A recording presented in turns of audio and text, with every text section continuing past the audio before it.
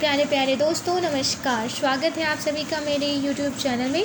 और आज हम लोग बिहार इकोनॉमिक सर्वे के चैप्टर 10 को पढ़ेंगे और हमारा आज का टॉपिक है बैंकिंग और सहवर्ती क्षेत्र। बिहार में बैंकिंग और सहवर्ती क्षेत्र किस प्रकार से कार्यरत है, आइए इसको देख लेते हैं। इसका सारांश पहले पढ़ लेते हैं। इस अध्याय में वर्ष 2019 से 20 में बिहार की बैंकिंग और अन्य वित्तीय संस्थानों के कामकाज के बारे में विवरण प्रस्तुत किए गए हैं।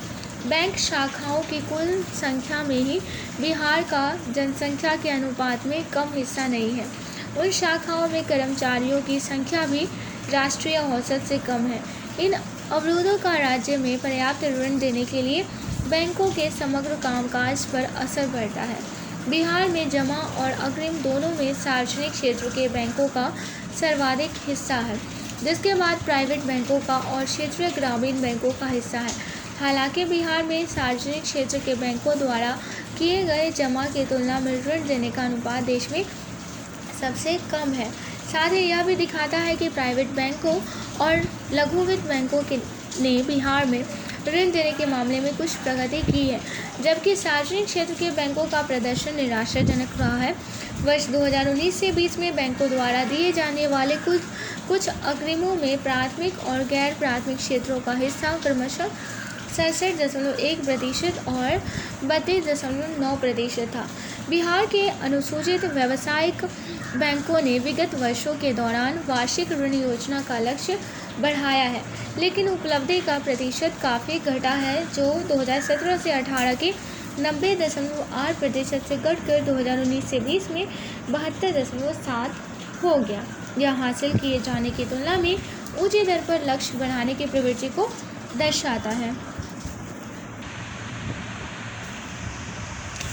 यह हासिल किए जाने की तुलना में ऊंची दर पर लक्ष्य बढ़ाने की प्रवृत्ति को दर्शाता है।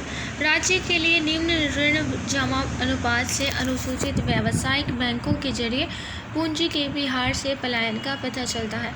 अतः ऋण जमा अनुपात को राष्ट्रीय औसत तक पहुंचाने के लिए अनुसूचित व्यावसायिक बैंकों को राज्य में व्यावसायिक गतिविधियों को सहयोग देने के लिए ऋण में प्रचुर वृद्धि करने की जरूरत है। परिचय। कोविड-19 महामारी द्वारा पेश की गई अप्रत्याशित चुनौती ने बैंकिंग और वित्तीय संस्थाओं सहित अर्थव्यवस्था के लगभग सभी क्षेत्रों को प्रभावित किया है। आर्थिक संकुचन ने ऋणों की वसूली में व्यवधान डाला है और ऋण की मांग के कारण पहले से दबाव में रहे बैंकों और वित्तीय संस्थानों की प्रभाविता को प्रभावित किया है। इस संकट ने बैंकिंग और वित्तीय संस्थानों पर दबाव बढ़ा दिया है, जिससे देश में कम ब्याज दर के वातावरण के बावजूद ऋणों के विस्तार के मामले में व्यवधान उपस्थित हो गया है। केंद्र सरकार और भारतीय रिजर्व बैंक द्वारा ऋण स्थगन की योजना के जरिए समय से हस्तक्षेप ने दबावग्रस्त उधारकर्ताओं के हितों की सुरक्षा की है। भारतीय रिजर्व बैंक की रिपोर्ट के अनुसार अगस्त 2020 के अंत में बैंकों और गैर बैंकिंग वित्तीय कंपनियों के लगभग 40% बकाया ऋणों को स्थगन हासिल हुआ है। साथ ही बैंकों और वित्तीय संस्थानों को प्राप्त नीतिगत सहायता ने संकट के दौरान तरलता संबंधी आसान शर्तें सुनिश्चित करके इन संस्थानों की सहायता की है। हाल ही में लॉकडाउन की समाप्ति के बाद के आर्थिक पुनरुद्धार ने वित्तीय संस्थानों के स्वास्थ्य की जल्द बहाली की उम्मीद पैदा की है। कोविड-19 द्वारा उत्पन्न संकट की अवधि में मौद्रिक लेन देन के लिए आवश्यक सहायता उपलब्ध कराकर बैंकों और वित्तीय संस्थानों ने लोगों की मदद करने में महत्वपूर्ण भूमिका निभाई है। गैर नकदी लेन देन कैशलेस ट्रांजैक्शन का उपयोग बढ़ा है और लॉकडाउन के दौरान अधिक संख्या में लोगों के द्वारा नकदी के विकल्प के बतौर इसका उपयोग किया गया।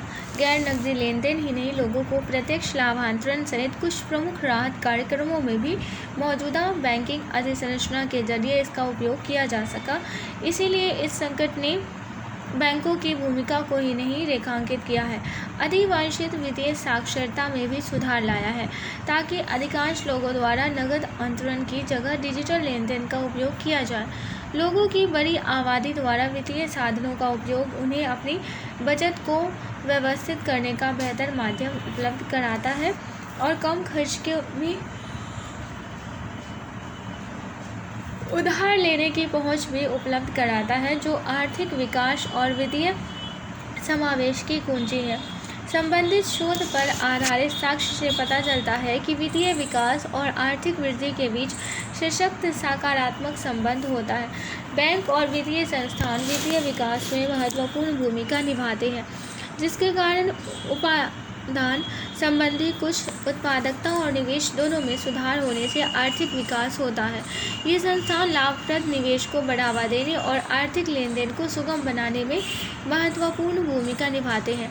देश के गरीब अंचलों के विकास के लिए बैंकों की भूमिका अधिक महत्वपूर्ण होती है, क्योंकि आर्थिक गतिविधियां बढ़ाने के लिए ऋण की आसान उपलब्धता जरूरी होती है।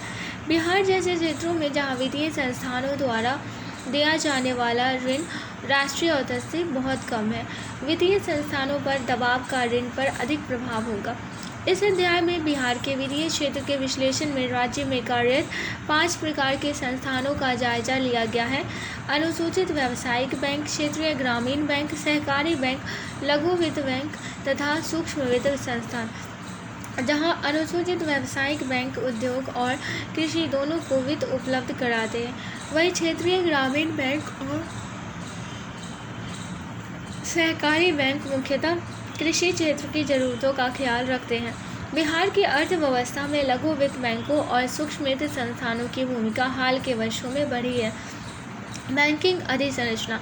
बैंक शाखाओं की संख्या के लिहाज से बैंकों का नेटवर्क ऋण और जमा संबंधी ज़रूरतें पूरी करना सुगम बनाने में महत्वपूर्ण भूमिका निभाता है, खासकर उन क्षेत्रों में जहां डिजिटल बैंकिंग का उपयोग सीमित हो। बिहार में 2015 से 16 से 2019 से बीच के विभिन्न बैंकों द्वारा खोली गई शाखाओं का संख्या तालिका 10.1 में प्रस्तुत है। राज्य में 2019 से 20 में प्रमुख बैंकों का कुल 177 नई शाखाएं खोली गई, जबकि 2018 से 19 में 221 शाखाएं खुले थे। अनुसूचित व्यावसायिक बैंकों की तुलना में प्राइवेट बैंकों ने अधिक योगदान किया, क्योंकि इन 177 में से 110 शाखाएं उनके द्वारा खोली गई। भारतीय स्टेट बैंक सहित सार्वजनिक क्षेत्र के बैंकों की 48 नई शाखाएं खुली। वहीं लघु वित्त बैंकों और भुगतान बैंकों की संयुक्त रूप से 19 शाखाएं खुली, जो 2018 से 19 में उनके द्वारा खोली गई 145 शाखाओं की तुलना में कम है। बिहार में खुली बैंकों की नई शाखाएं भारतीय स्टेट बैंक और उनके सहयोगी राष्ट्रीयकृत बैंक और सार्वजनिक क्षेत्र के अन्य बैंक, क्षेत्रीय ग्रामीण बैंक, निजी क्षेत्र के बैंक, लघु वित्त बैंक और भुगतान बैंक, सभी बैंक यहाँ पे दिखाया गया है। 2019 से 20 में 177 खोली हैं। अनुसूचित व्यावसायिक बैंकों के जमा और ऋण पर त्रैमासिक सांख्यिकी। भारतीय रिजर्व बैंक तालिका 10.2 में ग्रामीण, अर्धशहरी, शहरी और महानगरीय क्षेत्रों में खोली गई नई शाखाओं का विवरण प्रस्तुत है। वर्ष 2019 से 20 में नई खुली 177 शाखाओं में से 40.1% ग्रामीण क्षेत्रों में खुली, जो 2018 से 19 के 30.3% की तुलना में काफ़ी अधिक है। महानगरीय क्षेत्र में भी नई शाखाओं के हिस्से का विस्तार हुआ, जो 2018 से 19 के 7.2% से 2019 से 20 में 13.6% हो गया। वहीं 2019 से 20 में शहरी क्षेत्र में 22.6% और अर्धशहरी क्षेत्र में 3.7% शाखाएं खुली। वर्ष 2018 से 19 और 2019 से 20 में बैंकों द्वारा खोली गई शाखाओं का वितरण चार्ट 10.1 में प्रस्तुत है। बैंकों की नई शाखाओं का क्षेत्रवार वितरण यहाँ पे दिया गया है। अनुसूचित व्यावसायिक बैंकों के जमा और ऋण पर त्रैमासिक सांख्यिकी। भारतीय रिजर्व बैंक बिहार में 2018 से 19 और 2019 से 20 में व्यावसायिक बैंकों द्वारा खोले गए नए कार्यालयों को वितरण यहाँ पे दिखाया गया है। महानगर में 7%, ग्रामीण में 30%, शहर में 21% और अर्ध ग्रामीण में 42%। यहाँ पे अर्ध ग्रामीण में 24%, ग्रामीण में 40%, महानगर में 13%, शहर में 23%। तालिका 10.3 में देश के विभिन्न राज्यों में व्यावसायिक बैंकों की शाखाओं का 2010 से 15 और 2020 में हिस्सा दर्शाया गया है। बिहार में वर्ष 2010 और 2015 में ये हिस्से लगभग समान थे, लेकिन 2015 से 2020 के बीच बिहार का हिस्सा 4.7% से थोड़ा बढ़कर 4.9% हो गया। इस वृद्धि के बाद भी देश की जनसंख्या में बिहार के 8.6% हिस्से की तुलना में यह हिस्सा काफ़ी कम है। यह दर्शाता है कि वित्तीय सेवाएं प्राप्त करने के लिए किसी शाखा पर अन्य राज्यों की तुलना में बिहार के अधिक संख्या में लोग निर्भर हैं। अनुसूचित व्यावसायिक बैंक। अनुसूचित व्यावसायिक बैंक लोगों की बचत संबंधी ज़रूरतें ही पूरी नहीं करते, वे उद्योगों के लिए प्रमुख ऋण प्रदाता भी है। बिहार में 2015 से 2020 की अवधि में अनुसूचित बैंक शाखाओं का वितरण तालिका 10.4 में प्रस्तुत है। मार्च 2020 के अंत में यहाँ इनकी 7,589 शाखाएँ थी, जो गत वर्ष से 1.6% अधिक है। व्यावसायिक बैंकों के शाखा कार्यालयों का यहाँ वितरण दिया गया है और अनुसूचित व्यावसायिक बैंकों के कर्मचारियों का वितरण है।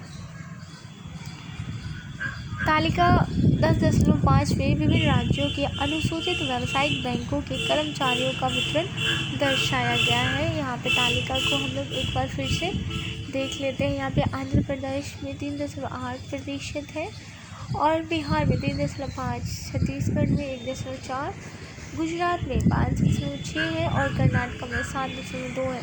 सबसे अधिक महाराष्ट्र में 16.0 और इधर तमिलनाडु में 8.7, उत्तर प्रदेश में 8.9। ये आप लोग देख सकते हैं। ये बिहार में प्रति बैंक शाखा और प्रति ATM मशीन कार्डों की संख्या यहाँ पे देख सकते हैं। भारतीय स्टेट बैंक की 15,920 ATM है और शाखाएँ 35,000। सेंट्रल बैंक ऑफ इंडिया की 21,000, पंजाब नेशनल 12,000, केनरा बैंक की 243 और बैंक ऑफ इंडिया की 20,000, एक्सिस बैंक की 1,000, सार्वजनिक क्षेत्र के सभी बैंक की 11,473, निजी क्षेत्र के 453। संपूर्ण बिहार में 9,558 जो है ATM शाखाएँ उपस्थित है। बिहार में विभिन्न बैंकों द्वारा उपलब्ध पॉश मशीनों की संख्या यहाँ पे भारतीय स्टेट बैंक की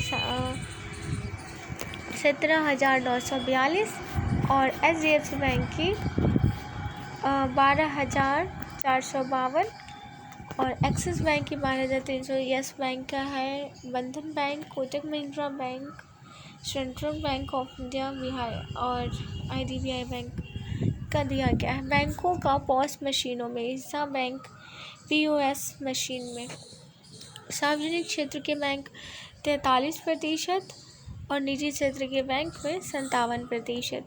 क्षेत्रीय ग्रामीण बैंक।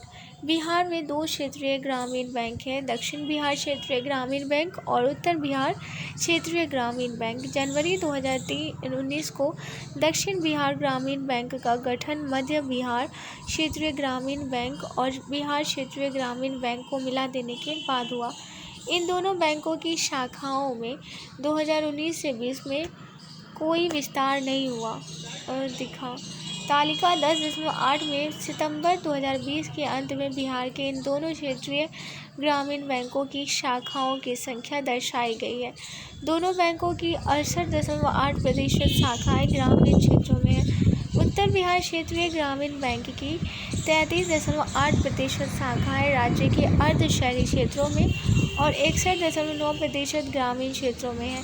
वहीं दक्षिण बिहार क्षेत्रीय ग्रामीण बैंक की 18.9% शाखाएँ अर्ध शहरी क्षेत्रों में और 75.4% ग्रामीण क्षेत्रों में है। क्षेत्रीय ग्रामीण बैंकों के व्यापक नेटवर्क की उपस्थिति राज्य के खासकर ग्रामीण क्षेत्रों में विकास के लिए पूंजी की जरूरत पूरी करने में सहयोग देने के लिए उपयोगी है।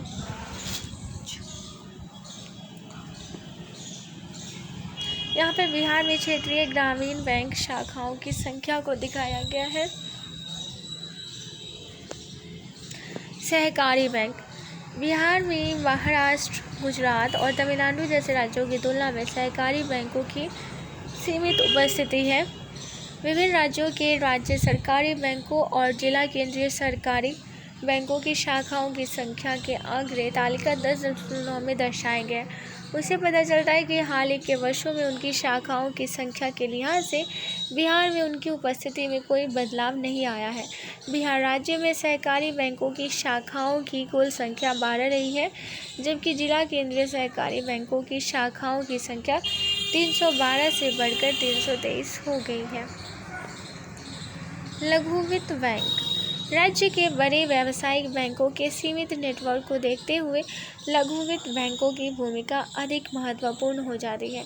ये बैंक देश में सितंबर 2015 से काम कर रहे हैं। इन बैंकों को लाइसेंस देने का मुख्य उद्देश्य छोटे और सीमांत किसानों, प्रवासी मजदूरों, कम आय वाले परिवारों, छोटे व्यवसायिकों तथा अन्य असंगठित लोगों को बैंकिंग सेवाएं उपलब्ध कराकर वित्तीय समावेश में गहराई लाना है। राज्य में इन बैंकों का ऋण जमा अनुपात अन्य सभी बैंकिंग संस्थाओं से ऊंचा है। हाल के वर्षों में लघु वित्त बैंकों के अलावा भुगतान बैंकों ने भी राज्य में काम करना शुरू कर दिया है। मार्च 2020 के अंत में राज्य में लघु वित्त बैंकों के 181 और भुगतान बैंकों के 72 कार्यालय थे। वर्ष 2019 से 20 में लघु वित्त बैंकों ने राज्य में 17 और भुगतान बैंकों ने मात्र 2 नए कार्यालय खोले हैं। यह भी गौरतलब है कि विस्तार की यह प्रक्रिया 2018 से 19 में काफ़ी तेज थी, जब लघु वित्त बैंक ने राज्य में 107 और भुगतान बैंकों ने मात्र 38 नए कार्यालय खोले थे। सूक्ष्म वित्त संस्थान। सूक्ष्म वित्त संस्थान कम आय वाले परिवारों को ऋण उपलब्ध कराने में असाधारण भूमिका निभाते हैं।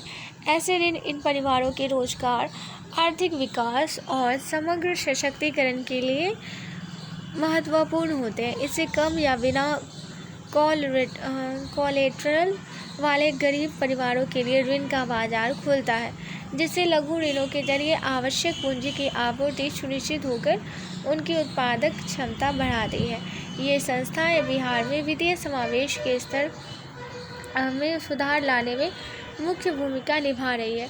लेकिन इन बैंकों द्वारा दिए जाने वाले ऋणों की ब्याज दर अनुसूचित व्यावसायिक बैंकों से ऊंची होती है, जिसके कारण इन संस्थाओं से ऋण लेना महंगा पड़ता है। बिहार में स्वयं सहायता समूह बड़ी संख्या में है। अनुसूचित व्यावसायिक बैंकों, क्षेत्रीय ग्रामीण बैंकों तथा सहकारी बैंकों द्वारा क्रियान्वित स्वयं सहायता समूह बैंक संपर्क कार्यक्रम देश में प्रमुख सूक्ष्म वित्त कार्यक्रम के बतौर उभरे हैं। राज्य सरकार के ग्रामीण जीविका मिशन जीविका द्वारा ली गई पहलकदमियों के कारण स्वयं सहायता समूह के जरिए वित्तीय समावेश में सुधार लाने में बिहार को असाधारण सफलता मिली है। जमा ऋण और ऋण जमा अनुपात। जमा राशियों को इकट्ठा करने और ऋण देने के मामले में बिहार राज्यों में अनुसूचित व्यावसायिक बैंकों का प्रदर्शन तालिका 10.10 में प्रस्तुत है। इसे मार्च 2019 और मार्च 2020 के अंत में बिहार और अन्य बड़े राज्यों में अनुसूचित व्यावसायिक बैंकों का जमा ऋण और ऋण जमा अनुपात दर्शाया गया है। तालिका में संपूर्ण भारत स्तर की जमा और ऋण राशियों में विभिन्न राज्यों का हिस्सा भी दर्शाया गया है। अनुसूचित व्यावसायिक बैंकों द्वारा संपूर्ण भारत में एकत्रित जमा राशि में बिहार का हिस्सा 2018 से 19 में 2.8% था, जो 2019 से 20 में घटकर 2.7% रह गया। ऋण जमा अनुपात। किसी राज्य के लिए अनुसूचित व्यावसायिक बैंकों का ऋण जमा अनुपात उसके आर्थिक विकास में बैंकों की संलग्नता का एक सूचक है। यह अधिकांशतः किसी राज्य की आर्थिक गतिविधि के स्तर और उसके ऋण अवशोषण क्षमता के साथ साथ बैंकों द्वारा संभावित ऋणार्थियों को ऋण देने के लिए किए गए प्रयासों पर निर्भर करता है। ऋण जमा अनुपात किसी अवधि में बैंकों द्वारा की गई कुल ऋण राशि को उसके द्वारा संग्रहित कुल जमा राशि के प्रतिशत के हिस्से के बतौर दर्शाता है। दूसरे शब्दों में राज्य का ऋण जमा अनुपात यह व्यक्त करता है कि किसी बैंक ने राज्य में अपने द्वारा जमा की गई कुल रकम का कितना हिस्सा ऋण के रूप में दिया है। निम्न अनुपात दर्शाता है कि बैंकों ने जिस क्षेत्र में जमा राशि प्राप्त की उनमें आर्थिक गतिविधियों का बढ़ावा देने के लिए उन्होंने अपने संसाधनों का पूरा उपयोग नहीं किया। पहले भी कहा गया है कि ऋण की उपलब्धता किसी क्षेत्र में उद्यमी गतिविधि को बल देने की कुंजी होती है।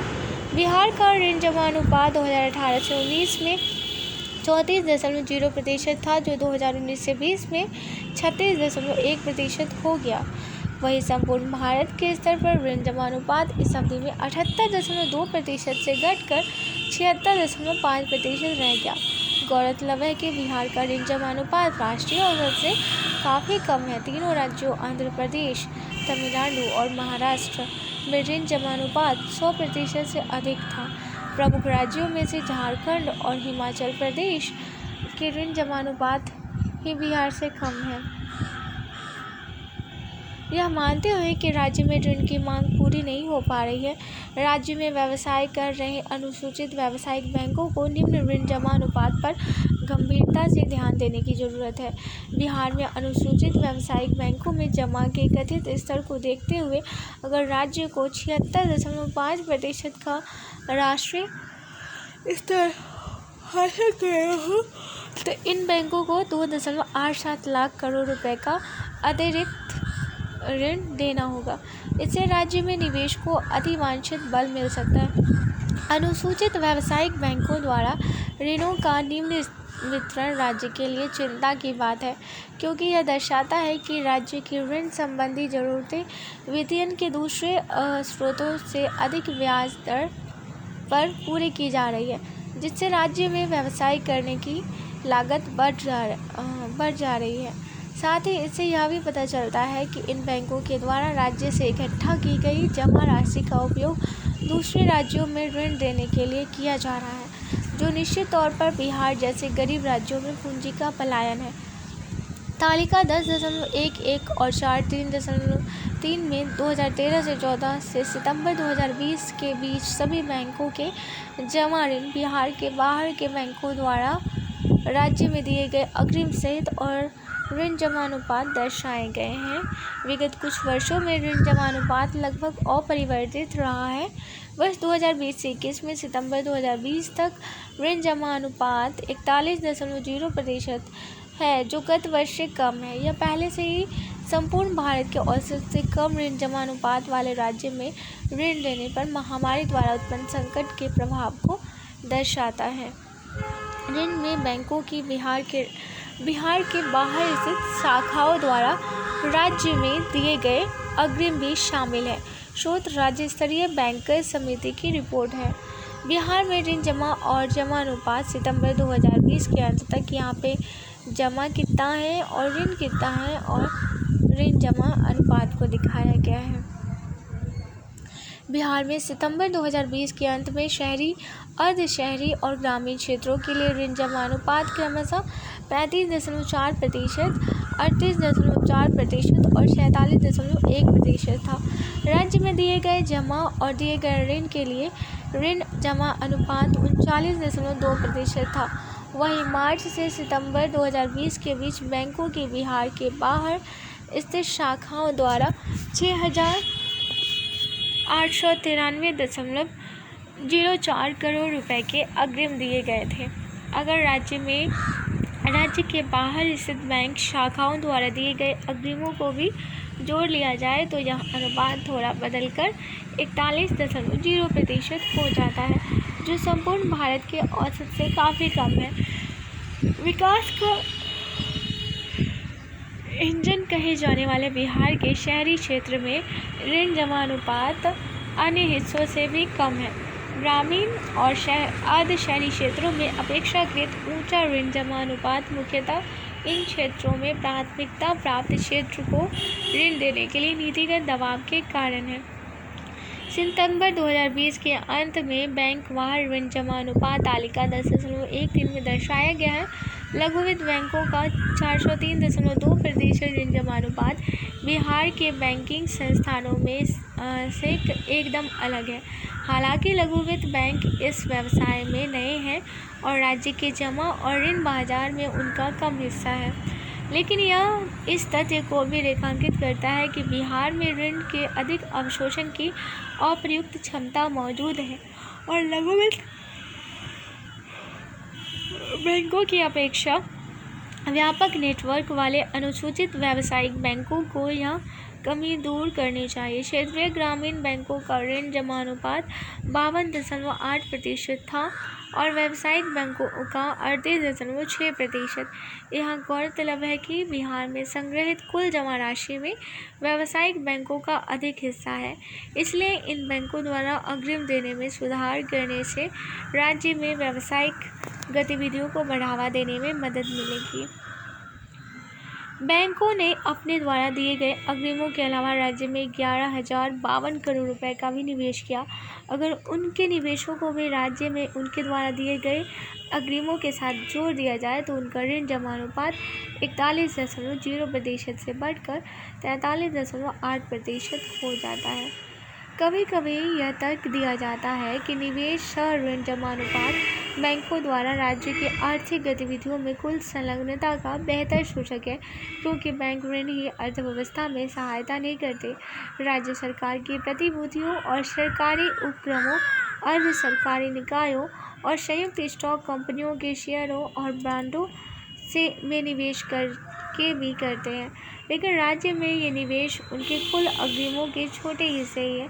वर्ष 2019 से 20 में राज्य में सहकारी बैंक, क्षेत्रीय ग्रामीण बैंक और अनुसूचित व्यावसायिक बैंक के निवेश सह ऋण जमा अनुपात क्रमशः 91.6%, 51.8% और 41.8% थे।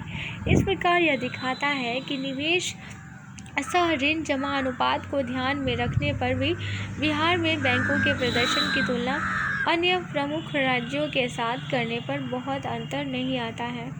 बैंक समूह और क्षेत्र आधारित ऋण जमा अनुपात को दिखाया गया है। यहाँ पे तालिका में देश के प्रमुख राज्यों के लिए ऋण स्वीकृति और ऋण के उपयोग दोनों पर आधारित ऋण जमा अनुपात प्रस्तुत किए गए हैं। यहाँ पे देख सकते हैं व्यावसायिक बैंक का, क्षेत्रीय ग्रामीण बैंकों का, सहकारी बैंकों का 91.6% है, क्षेत्रीय ग्रामीण बैंकों का 51.8%, व्यावसायिक बैंकों का 41.8%, लघु वित्त बैंक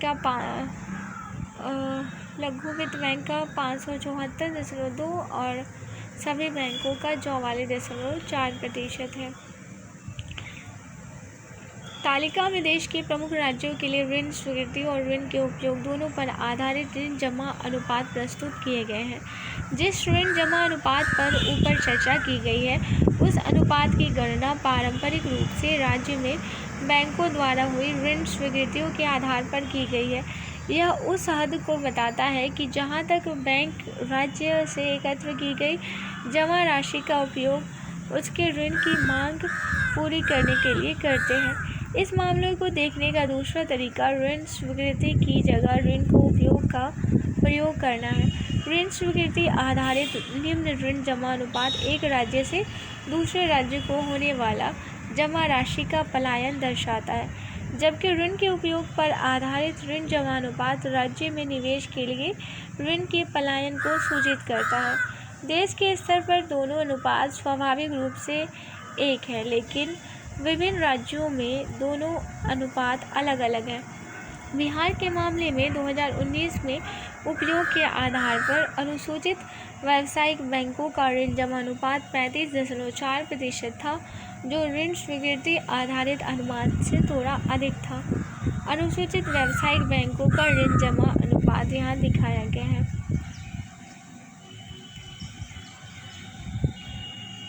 और यहाँ पे जिलावार ऋण जमा अनुपात को दर्शाया गया है।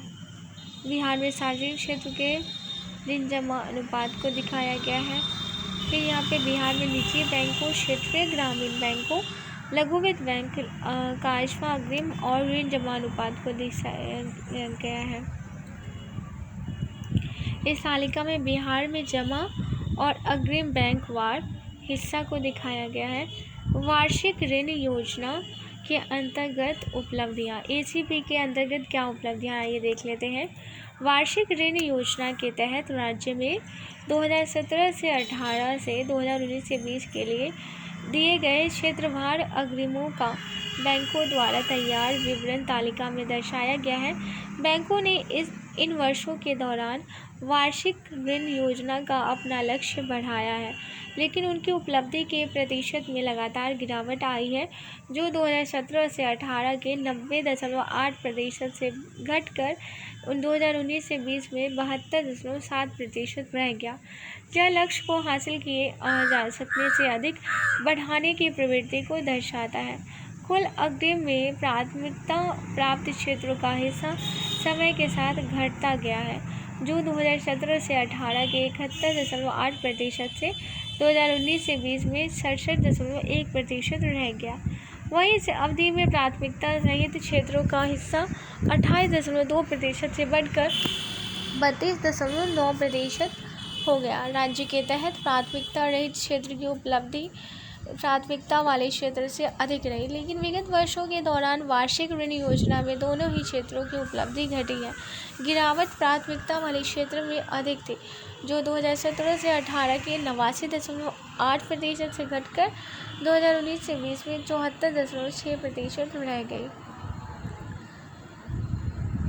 बिहार में वार्षिक ऋण योजना के 2013 से 14 से 2019 से 20 के तहत लक्ष्य और उपलब्धियां तालिका 10.23 में यहाँ पे दिखाया गया है। राज्य में वास्तविक कृषि ऋण प्रवाह 2019 से 20 में 1,05,400 करोड़ रुपए था, जो 2018 से 19 के ऋण प्रवाह से कम है। वर्ष 2014 से 15 में लगातार वृद्धि के बाद इसमें यह गिरावट आई है। वार्षिक ऋण योजना के लक्ष्य की उपलब्धि में गत 3 वर्षों के दौरान गिरावट आई है, जो 2017 से 18 के 90.8% से 2019 से 20 में 72.7% रह गई। बिहार में बैंकों की श्रेणी के अनुसार 2017 से 18 से 2019 से 20 तक वार्षिक ऋण योजना के लक्ष्य और उपलब्धियां तालिका 10.24 में प्रस्तुत है। राज्य में 2019 से 20 में वार्षिक ऋण योजना के लक्ष्य के मामले में सहकारी बैंकों की उपलब्धि सर्वाधिक 130.1% है। वर्ष 2019 से 20 में क्षेत्रीय ग्रामीण बैंकों की उपलब्धि 84.0% थी। सभी बैंकों को मिलाकर राज्य में वार्षिक ऋण लक्ष्य की उपलब्धि का प्रतिशत 2019 से 20 में सबसे कम 72.7% था, जो 2017 से 18 के 90.8% से लगातार घटता गया। बिहार में 2012 से 13 से 2019 से 20 तक कृषि में ऋण प्रवाह तालिका में दर्शाया गया है। राज्य में वार्षिक ऋण योजना के तहत कृषि क्षेत्र में कुल ऋण प्रवाह 2018 से 19 राज्य में कृषि क्षेत्र में वार्षिक ऋण योजना के तहत लक्ष्यों की प्राप्ति में 2016 से 17 में से अच्छी खासी कमी आई है, जबकि उसके पहले तक उसमें लगातार सुधार हुआ था। वर्ष 2015 से 16 में यह 97.3% था, जो 2019 से 20 में 67.8% रह गया। कृषि क्षेत्र में ऋण के मुख्य प्रदाता व्यावसायिक बैंक 2019 से 20 में 19,508 करोड़ रुपए और उसके बाद क्षेत्रीय ग्रामीण बैंक 2019 से 20 में 16,322 रुपये है। बिहार में वार्षिक कृषि योजना के बैंकवार लक्ष्य और उनकी उपलब्धियों को दर्शाया गया है। तालिका में बिहार में कृषिगत ऋण प्रवाह तालिका में कृषि क्षेत्र को दिया गया कुल कृषि अग्रिम और उसकी वृद्धि दर्शाई गई है। बिहार में कृषि क्षेत्र पर बकाया अग्रिम में 2019 से 20 में गत वर्ष से 2.2% कमी दिखी है। इसका मुख्य कारण व्यावसायिक बैंकों द्वारा दिए गए कृषि अग्रिम में कमी आना है, जो 2018 से 19 में 31,239 करोड़ रुपए से घटकर 2019 से 20 में 29,359 करोड़ रुपए रह गया। किसान क्रेडिट कार्ड योजना की शुरुआत 1998 से 99 में हुई थी, विगत वर्षों के दौरान किसान क्रेडिट कार्ड किसानों को कर्ज देने का लोकप्रिय माध्यम बन गया है।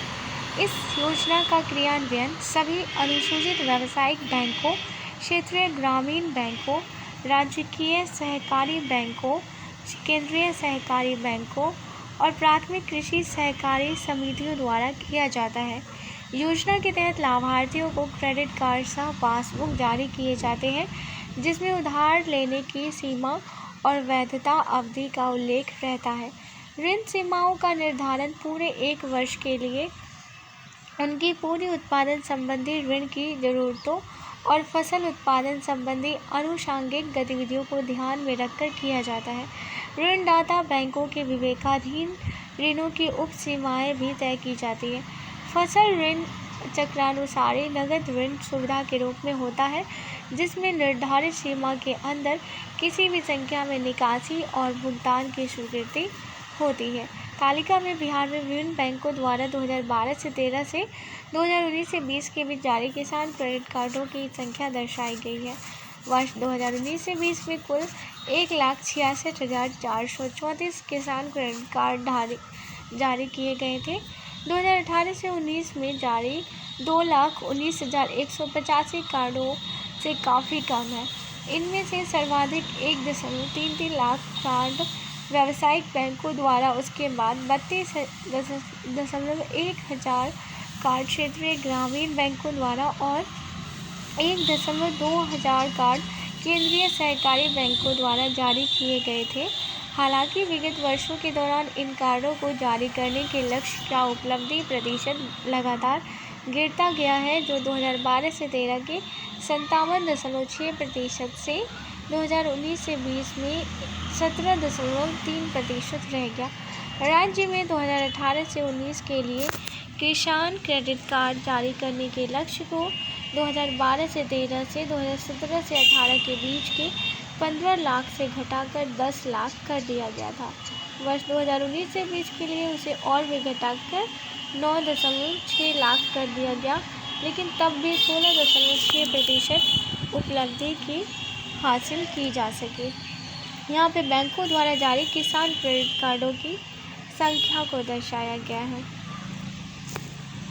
बैंकों की अनिष्पादित परिसंपत्तियाँ (NPA) बिहार में मार्च 2019 और मार्च 2020 के अंत में बैंकों की अनिष्पादित परिसंपत्तियाँ तालिका में दर्शाई गई है। मार्च 2020 तक बिहार में सभी बैंकों की अनिष्पादित परिसंपत्तियाँ 14.9% थी, जो मार्च 2019 के 10.9% से अधिक है। मार्च 2020 में बिहार के बैंकों के बीच क्षेत्रीय ग्रामीण बैंकों की अनिष्पादित परिसंपत्तियाँ सर्वाधिक 35.6% थी। मार्च 2020 में सहकारी बैंकों की अनिष्पादित परिसंपत्तियाँ भी 7.2% से बढ़कर 8.2% हो गई। इसी प्रकार मार्च 2020 में राज्य में व्यावसायिक बैंकों की अनिष्पादित परिसंपत्तियाँ गत वर्ष के 7.2% से बढ़कर 8.2% हो गई। यहाँ पे बैंकों की अनिष्पादित परिसंपत्तियों को दिखाया गया है। तालिका में बिहार में मार्च 2019 और मार्च 2020 के अंत में बैंकों की क्षेत्रवार अनिष्पादित परिसंपत्तियाँ दर्शाई गई है। मार्च 2020 में सबसे कम 2.2% अनिष्पादित परिसंपत्तियाँ प्राथमिकता रही। तो आज के लिए बस इतना ही। आशा करती हूँ ये लेक्चर आप लोगों को पसंद आया होगा। हम लोग मिलते हैं नेक्स्ट वीडियो में, तब तक के लिए नमस्कार।